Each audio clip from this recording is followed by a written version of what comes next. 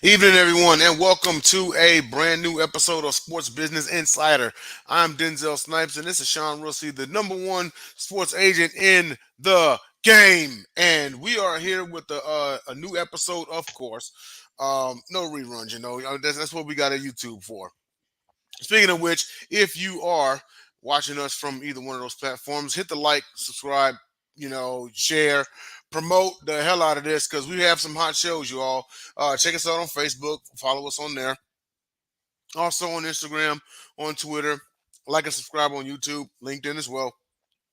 And then check out our other shows also. And that would be, well, the Sideline Sports Show, the flagship show of the network, which is on Tuesday nights at 8:30 p.m. Eastern Standard Time with host JB Ellis, me as the producer, commentators John Shear, Dave DeRocher, and the hottest sports betting odds man in the game, and Rafael Esparza. That is Tuesday nights at 8:30 p.m. Eastern Standard Time.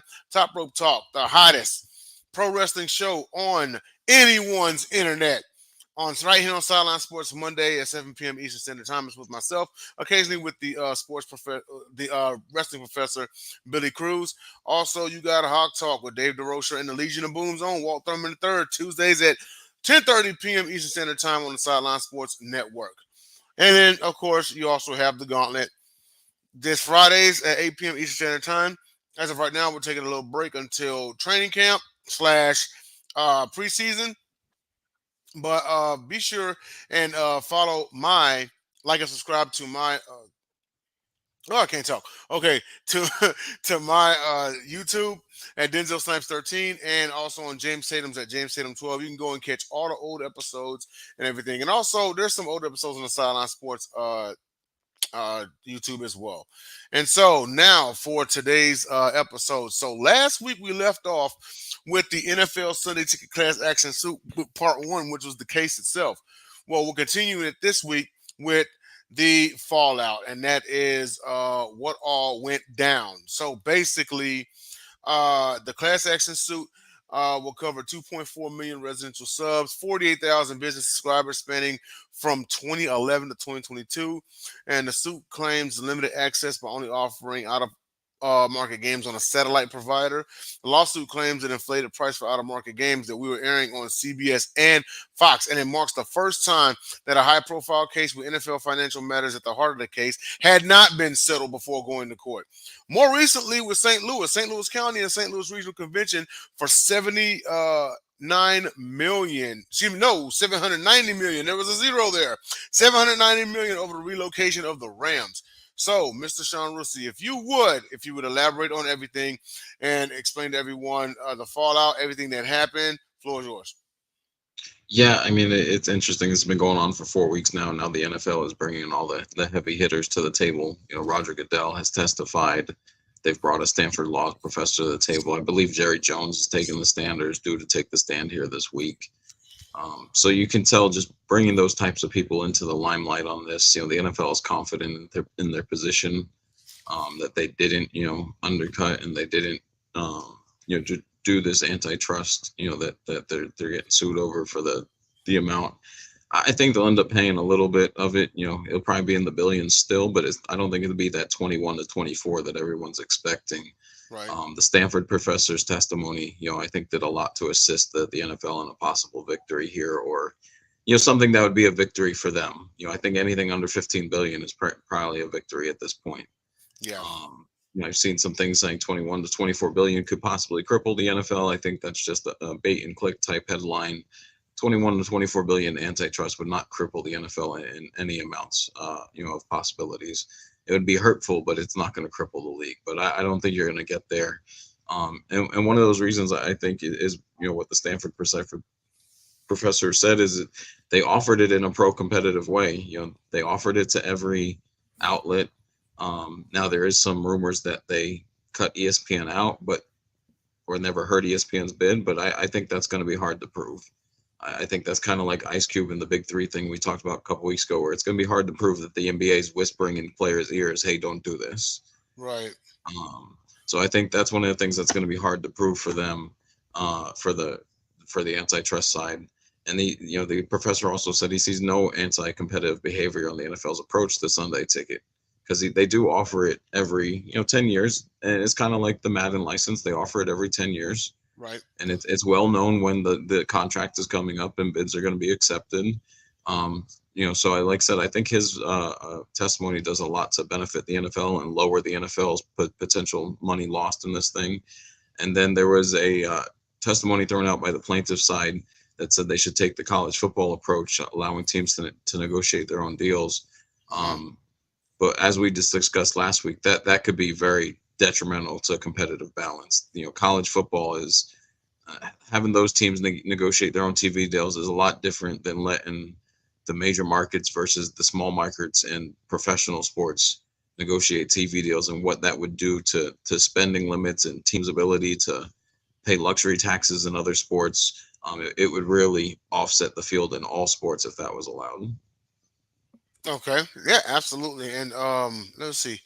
And it also says here, it's a potential to allow individual teams to sell their out of market rights. If you could expand on that, because it even touches on baseball. And that's kind of what we're talking about now, the competitive balancing. If the Yankees are allowed to sell their out of market rights, you can pretty much say they'd be willing to pay almost any luxury tax bill. Same with the Dodgers, and they're already in a high luxury tax bill of $80 million. If they could sell their TV rights individually, and then all of a sudden maybe they can stomach a 200 or $300 million luxury tax bill. I mean, imagine what that roster would look like. Right. And I Ooh. think that's the danger here. If the NFL loses in a big way, is that opens the door for this, and I don't think that would be good in any aspects. I know people are against the price tag of Sunday ticket, but I don't really hear the same gripes about the MLB season pass and the NBA ticket, and I understand there's more games involved in that. But Yeah. the argument could be made that because the NFL only has two or three networks to show their games on a Sunday, Sunday ticket is right where it should be. Hmm.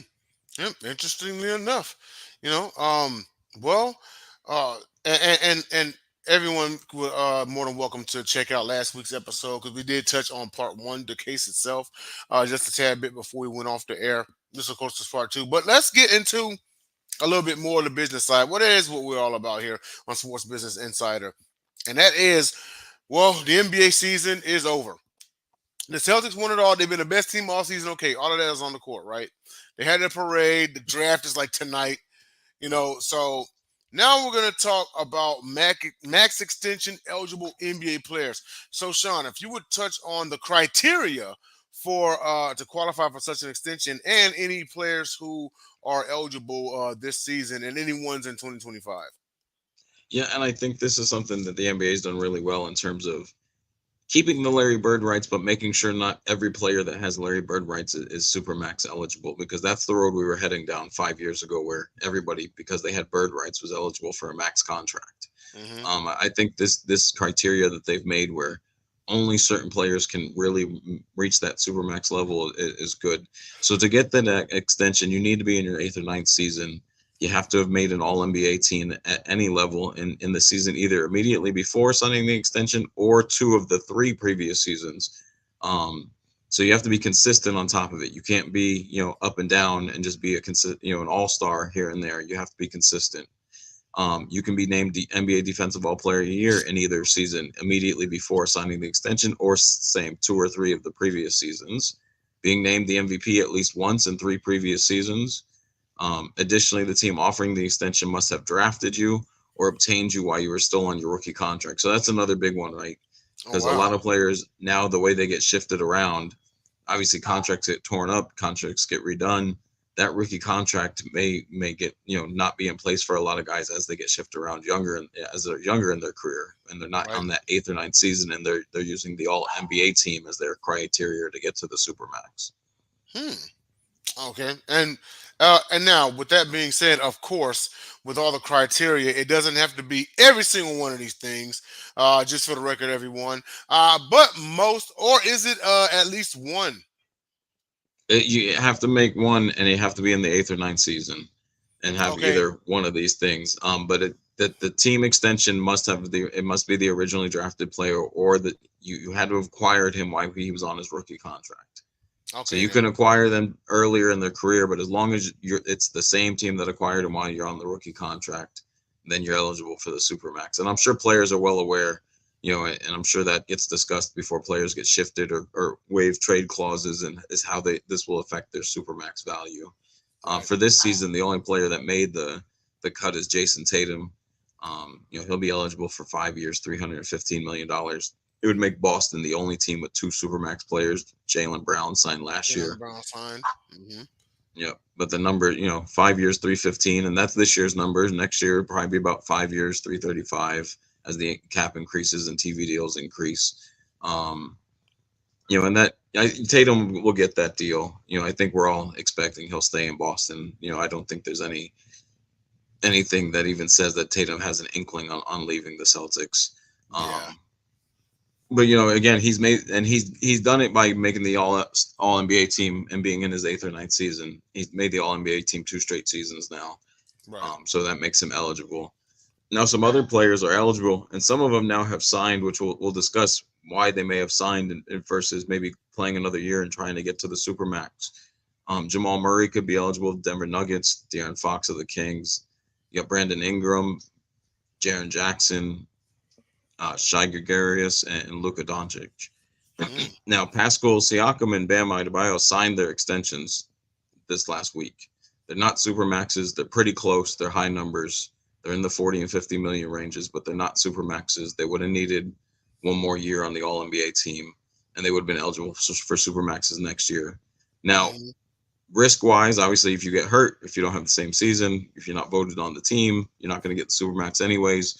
So if Right. they felt in it for any reason that they weren't going to do that, or if they have maybe they're coming off an injury at the end of the season, that may have enticed those guys to sign those contracts sooner than waiting till next year when they may have been eligible for a little bit more in supermax. But they also each only signed 3 years deals, which keeps them about 30, 31, 32 years old, and probably another 3 or 4 year deal if they're still healthy at that time. So they've set themselves up for more money that maybe they would have even made from waiting 1 year and then signing the supermax next year. They've set themselves up for two contracts. So I noticed Jamal Murray's name up there. What is it that Nikola Jokic is missing in order to be Supermax eligible? Well, he no, so he would just need his years in the league, but because he's been MVP twice in a row, he would be okay. He'd be eligible, yeah. Um, yeah, but he just needs his years in the league. I believe he's on his. I'd have to look, but I believe he's on his seventh season. We'd have to look that up, but I believe he's 1 or 2 years short of being, to his eighth season. Okay then. Gotcha. And let's see here. Other ones on the list. Yeah. And SGA actually he just needs his years in the league, right? Yeah, and I believe he's been the All NBA team the last 2 years, so he's already met that qualification. He does not have to do that next year because you can make it 2 out of 3 seasons. So Oh. he just needs it. He just needs his season. Okay then. Because the all NBA you have to do it back to back or 2 out of 3. It Or can't two be out of like three. you can't be like, one your first year and then again your fifth year or whatever. Yeah, you can't do like 1, 3, 5. It's got to be 2 out of 3. Okay. All right then, absolutely. Well, ladies and gentlemen, that does wrap up our episode. Once again, you can hit the like and subscribe button for us at the good folks here at Sideline Sports. And we will be with you next week for more Sports Business Insider. I am Denzel Snipes. This is Sean Rusty, and this has been SBI. We will see you all next week.